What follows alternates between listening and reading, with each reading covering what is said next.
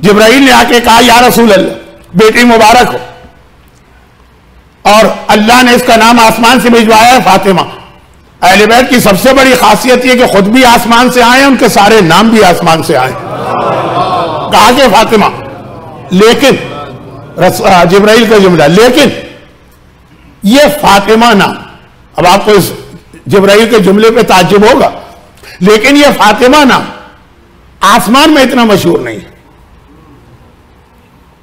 کیا مطلب؟ کیا آسمان میں شہزادی اتنی مشہور نہیں؟ کہ نہیں ہے، آسمان میں ان کا نام ہے منصورہ۔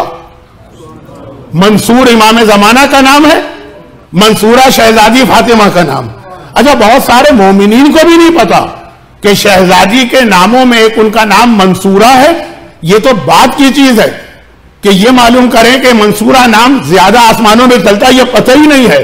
دیکھیں، میں امام زمانہ اور شہزادی کا ربط اور رشتہ آپ کو بتا رہا ہوں کہ تیاریاں سب سے زیادہ کرائیں، یہاں سب سے زیادہ کیا۔ مصائب کا جملہ بھی آپ کو معلوم ہے کہ جب امام ظاہر ہوں گے تو سب سے بڑا مشن ہے کربلا کا انتقام۔ پہلا انتقام فاطمہ کا لیں گے، کربلا بعد میں جائیں گے۔ یہ سارے ربط آپ کو معلوم ہے، میرے پاس وقت نہیں ہے کہ اس کو مختصر بھی بتاؤں، لیکن نام میں بھی دیکھیے، نام کا مطلب لقب۔ امام زمانہ بھی منصور ہے دنیا میں، شہزادی کا نام ہے منصورہ آسمان میں۔ آسمان میں آپ گھومتے جائیے، فاطمہ کہیں گے جو یعنی لوگ سے مطلب یہ فرشتے پہچان تو لیں گے، لیکن جب منصورہ کہیں گے تو صحیح معنوں میں وہ پہچانیں گے کہ آپ کس کا ذکر کر رہے ہیں۔ پیغمبر نے پوچھا، اب یہ جملہ پورا ایک الگ موضوع ہے مصائب کا بھی، کہ میری بیٹی کو آسمان پہ منصورہ کیوں کہا جاتا؟ منصور کے معنی کیا ہے؟ وکٹوریس، فتح و نصرت، جو آدمی کامیاب ہو، جس کی مدد کی جائے، جو فاتح ہو۔ زمانے کا امام منصور ہے کہ اس دنیا میں وہ ساری دنیا میں ان کی حکومت ہوگی، کہ آسمان میں فاطمہ کو منصورہ اس لیے کہا جاتا ہے۔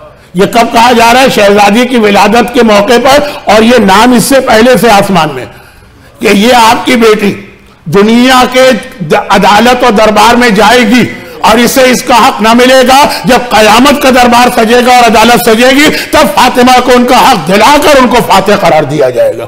فرشتوں کو پہلے سے معلوم، اور اتنا معلوم ہے کہ ان کو اصل نام ہی فاطمہ کا منصورہ سمجھ میں آتا ہے۔ تو امام زمانہ منصور اور ان کی دادی منصورہ، اور انہوں نے سب سے زیادہ امام کی تیاری کرائی، اور امام کو بھی سب سے پہلا انتقام توہین کے لیے نہیں کہہ رہا ہوں، اکبر کی شہادت یا اصغر کی شہادت کا نہیں لینا ہے، اپنی دادی پر پڑھنے والے کوڑے کا لینا ہے۔ یہ ہے جاء الحق و زهق الباطل۔ کل میں نے کہا تھا کائنات کا حاجت روا علی ہے، تو علی کی حاجت روا فاطمہ۔ سلطان نصیر، علی ہر ایک کے مددگار ہیں اور فاطمہ علی کی مددگار۔ اسی لیے جب مولا سے پوچھا گیا تھا، مولا شہزادی کی سب سے اہم خصوصیت بتائیے، فرمایا نعم العون للعبادہ۔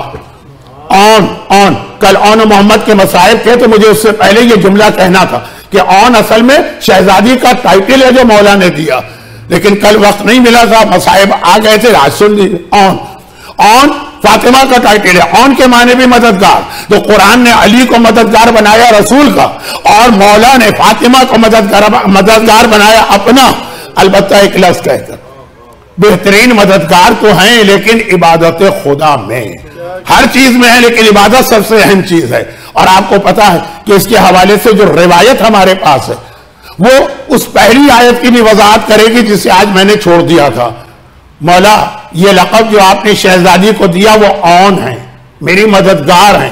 جو علی کا مددگار ہو وہ کتنی عظیم شخصیت ہوگی جو علی کے مددگار ہو، جو علی انبیاء کے مددگار ہیں، جو علی اوصیاء کے مددگار ہیں، جو علی کائنات کے مددگار ہیں، جو علی رسول خدا کے مددگار ہیں، تو جو فاطمہ علی کے مددگار ہو۔ لیکن یہ روایت جو آئی، اس کا آغاز کہاں سے ہوتا ہے؟ مددگار کہاں سے یہ سلسلہ مددگاری کا شروع ہے؟ شادی کی رات۔ شادی تو میں نے ایک لفظ ایسا کہا جو اردو میں ذرا سا مبہم ہے، یعنی جب رخصتی ہو شہزادی شوہر کے گھر گئیں اور مولا شہزادی کے حجرے میں داخل ہوئے تو شہزادی کو پریشان دیکھا،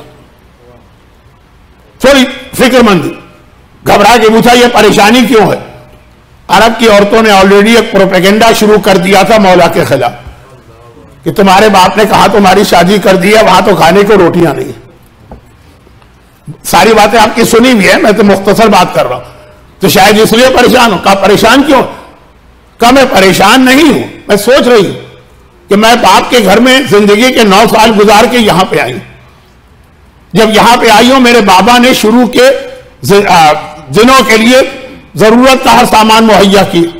بہت سمپل سا جہیز تھا لیکن تھا، اور اس میں ضرورت کی چیزیں تھی، بستر تھا، چکی تھی. اور اسی طرح سے یہ زندگی گزار کر ایک دن میں قبر میں جاؤں گی. 6 دن سے لوگ ڈھونڈ رہے ہیں کہ یہ مولانا صادق حسن ہے تو قبر کہاں ہے ان کے یہاں. دیکھیں یہ روایت زندگی گزار کے باپ کے گھر میں ایک زندگی گزری، عورت کی زندگی اسی طرح، پھر شوہر کے گھر میں، یہاں سے قبر میں جانا. تو جب شوہر کے گھر میں آئی تو یہاں سامان میرے بابا نے پہنچا دیا. جب قبر میں جانا وہاں کا بھی تو کوئی سامان لے کے جانا ہے. آئیے اے ابو الحسن ہم اور آپ آج زندگی کا آغاز نماز سے کریں. پہلے پروردگار کی عبادت، اس کے بعد ازدواجی زندگی کا آغاز. یہ ہے وہ نماز کی اہمیت. منافق کا چہرہ اتر جاتا ہے علی کا نام سن کے. تو بہت سارے مومنین کیوں گھبرا جاتے ہیں نماز کا نام سن کے؟ فاطمہ نے زندگی کا آغاز، کون سی زندگی؟ جو اصلی زندگی یا قبر والی، کہا کہ وہ نماز. شب معراج کی رات اللہ کے رسول کو 7ویں آسمان پر قرآن کی شکل میں عطا کی گئی. پیغمبر ان کو لے کے آئے. سورہ بنی اسرائیل میں 3 حصے کر دیے ہیں معراج کے واقعے کے. ایک تو پہلی آیت سبحان الذی اسری بعبدہ لیلا من المسجد الحرام الی المسجد الاقصی الذی بارکنا حولہ، جس میں خود اعلان ہوا معراج کا. پھر آیت 33 سے لے کر تقریباً 40-45 تک احکام دین کا مجموعہ، اور اس کے بعد یہ 5 آیتیں. یہ 5 آیتیں 5 انتہائی اہم سبجیکٹس کو، ٹاپکس کو، موضوعات کو بیان کر رہی ہیں. آیتوں کا ترجمہ کر دوں، اگرچہ اس میں سے 2-3 آیتیں تو ہمارے ہاں اتنی مشہور ہیں کہ ترجمے کی ضرورت نہیں. آیت نمبر 78 کی میں نے خطبے میں تلاوت نہیں کی تھی وقت کو بچانے کے لیے. اقم الصلاۃ لدلوک الشمس الی غسق اللیل وقرآن الفجر ان قرآن الفجر کان مشہودا. نمازوں کے ٹائم قرآن بتا رہا ہے کیونکہ سفر معراج میں ہی تو نمازیں واجب ہوئی ہیں.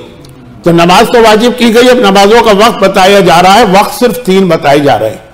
یہ ریفرنس یاد رکھیے گا، سورہ بنی اسرائیل سورہ نمبر 17 آیت نمبر 78. جب کبھی کوئی آپ پر یہ اعتراض کرے کہ تم لوگ یہ 5 وقت کی نمازیں 5 نمازیں 3 وقت میں کیوں پڑھتے ہو، تو سورہ بنی اسرائیل کی آیت اقیم الصلاۃ، نماز قائم کرو لطلوع الشمس، جیسے ہی سورج ڈھلے، الی غسق اللیل، اور رات آ جائے، وقرآن الفجر، اور فجر کے وقت. صرف 3، سورج ڈھلا، رات آئی، فجر کا وقت کا اس میں نمازیں قائم کرو. تو نمازیں بے شک 5 ہیں، اتفاقی اور اجماعی مسئلہ ہے، لیکن اوقات قرآن نے صرف 3 بتائے. اب یہ آیت جو نماز کے بارے میں، اور کل اور پرسوں یعنی لاسٹ 2 مجالس، اس کا موضوع یہی تھا کہ ولایت علی کی حفاظت کے لیے پروردگار نے شب معراج جو 2 تحفے عطا کیے، ان میں سے ایک ہے نماز. اور یہ میرا وعدہ ہے کہ نماز اور ولایت علی کا تعلق کیا بنتا، اس پر انشاءاللہ گفتگو کی جائے گی، اگرچہ اب 2-3 مجلسیں ہی رہ گئی ہیں عاشورے سے پہلے. نماز، اب یہ آیت نماز کے بارے میں، شب معراج، اور اس کے فوراً بعد کی آیت بھی نماز کے بارے میں، لیکن وہاں سے رسالت کا ذکر شروع ہوا. وَمِنَ اللَّيْلِ فَتَہَجَّدْ بِهِ، یہ ہے ہماری آج کی موضوع کی پہلی بات. رات کے وقت نماز تہجد بھی پڑھنا. نافلۃً لک، اے حبیب، یہ ایک نماز تیرے لیے وہ ہے جو دوسروں سے زیادہ. یہ مسئلہ بھی آپ نے بار بار سنا ہے کہ امت پر 5 نمازیں واجب ہیں، رسول پہ 6 نمازیں. اور جو 6ٹھی نماز واجب ہے وہ نماز شب یا نماز تہجد یا صلاۃ اللیل، پیغمبر پر یہ واجب. قرآن 3 اوقات میں 5 نمازوں کا ذکر کر تو رہا، لیکن ان کا کوئی فائدہ اس آیت میں نہیں بتایا کہ فائدہ کیا. ہمیں فائدے کی ضرورت بھی نہیں، ہمارے لیے تو اتنا کافی ہے. بذالک امرت وانا اول المسلمین، مجھے حکم ملا ہے، میں اس کی پابندی کر رہا ہوں. لیکن ہر عبادت کا فائدہ تو ہے. جہاں نماز شب کی بات آئی وہاں فائدہ بتایا. وَعَسَىٰ رَبُّكَ عَسَىٰ أَن يَبْعَثَكَ رَبُّكَ مَقَامًا مَحْمُودًا. توجہ دیجیے گا اس لیے کہ بہت اہم منزل پہ جانا. کہا نماز شب پڑھو رسول سے، نافلۃً لک، یہ تمہارے لیے ایک اضافہ ہے، ایک زیادتی ہے. امت کے مقابلے میں تم پہ ایک ذمہ داری زیادہ عائد کی جا رہی ہے. لیکن عَسَىٰ أَن يَبْعَثَكَ رَبُّكَ مَقَامًا مَحْمُودًا، اسی نماز شب کی برکت سے اللہ تمہیں مقام محمود عطا کرے گا. اب مقام محمود خود ایک مجلس کا عنوان ہے کہ مقام محمود ہے کیا. بس یاد رکھیے کائنات میں اللہ کے بعد جو ہائیسٹ اسٹیٹس کسی کو مل سکتا ہے وہ مقام محمود ہے. کہ نماز شب پڑھو تو مقام محمود ملے گا. اصل پیغام ابھی آنے والا. یہ ایک آیت. اس کے بعد دوسری آیت جو کل میں نے عرض کیا تھا کہ ہارٹ کے جتنے بھی پرابلم ہیں ان کا بہترین قرآنی علاج ہے کہ روزانہ فجر کے بعد سینے پہ ہاتھ رکھیے جہاں آپ کا دل. 90% لوگوں کا دل لیفٹ سائڈ پر ہوتا ہے، لیکن 10% کو میں جانتا ہوں جن کا دل رائٹ سائڈ پر ہے. یہ میں جانتا ہوں پرسنلی. تو دل پہ ہاتھ رکھ کے 7 مرتبہ اس آیت کی تلاوت کریں. آپ میرے انداز سے سمجھ گئے ہوں گے کہ کسی نے بعد مجلس سوال کیا تو مجھے جواب دینا پڑ رہا ہے. قل آیت نمبر 79. قل رب ادخلنی مدخل صدق واخرجنی مخرج صدق. اے حبیب اب کہہ دیجیے کہ مجھے یہاں سے نکال تو خیریت کے ساتھ، اور جہاں داخل کر رہا ہے وہاں بھی خیریت کے ساتھ. مدینے کی ہجرت کا پیغام تھا کل کی مجلس کا شاید یہ پہلا جملہ تھا کہ یہ آیت ہجرت مدینہ کی تیاری کرا رہی ہے. یہاں سے جائیں تو خیر و عافیت و سلامتی کے ساتھ، اور جس شہر میں داخل ہو خیر و عافیت و سلامتی کے ساتھ. لیکن جب اس شہر میں داخل ہو وَاجْعَلْ لِي مِن لَّدُنْكَ سُلْطَانًا نَصِيرًا، یہ رسول کہہ رہے کہ پروردگارا یقیناً تو تو ہے کائنات کا بادشاہ اور مددگار، لیکن مجھے ایک مددگار اس دنیا میں اپنے سامنے چاہیے. وَاجْعَلْ لِي مِن لَّدُنْكَ سُلطان، طاقتور سلطان، نصیرا جو میرا مددگار ہو، نصیر ہو ناصر نہ ہو. ناصر بھی ہو لیکن نصیر ہو. وَاجْعَلْ لِي مِن لَّدُنْكَ نَصِيرًا، مجھے ایسا مددگار چاہیے جو نصیر ہو ناصر نہ ہو. ناصر و نصیر دونوں کے معنی ہیں عربی میں مددگار، مگر فرق ہوتا ہے. ناصر اسے کہتے ہیں جس وقت آپ کی مدد کر رہا ہے اس وقت اس کو ناصر کہیں گے، اور نصیر اسے کہتے ہیں جب مدد کر رہا ہے تب بھی وہ آپ کا مددگار ہے. جس وقت مدد کی آپ کو ضرورت نہیں ہے، سوتے میں بھی مددگار، جاگتے میں مددگار، عام حالات میں بھی مددگار، میدان جنگ میں بھی مددگار، بستر رسول پہ بھی مددگار، ہجرت کے موقع پر مددگار، مشکنی کے موقع پہ ہر وقت جو مددگار ہو اسے نصیر کہا جاتا ہے.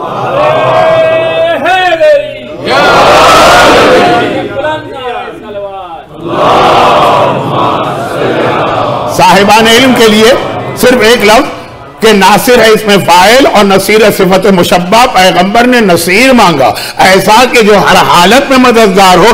اسی لیے جب مدد کے لیے بلایا تو یہ نہیں کہا تھا یا رسول اللہ اس وقت میری آنکھیں دکھ رہی ہیں، اس وقت تو مجھے معاف کر دیجئے، کسی اور کو اپنے ساتھ لے جائیے. نہیں، چونکہ جب وعدہ نصرت کیا تھا دعوت ذی العشیرہ میں اس وقت علی نے کوئی کنڈیشن نہیں لگائی تھی کہ صحت یاب ہوں گا تو آپ کی مدد کروں گا اور اگر میں بیمار ہوں گا تو مدد نہیں کروں گا. تو جیسے ہی پیغمبر نے میدان خیبر میں کہا نادے علی مظہر العجائب، اگر کہ بیمار تھا لیکن نصرت رسول کے لیے پہنچا کہ نہ پہنچا.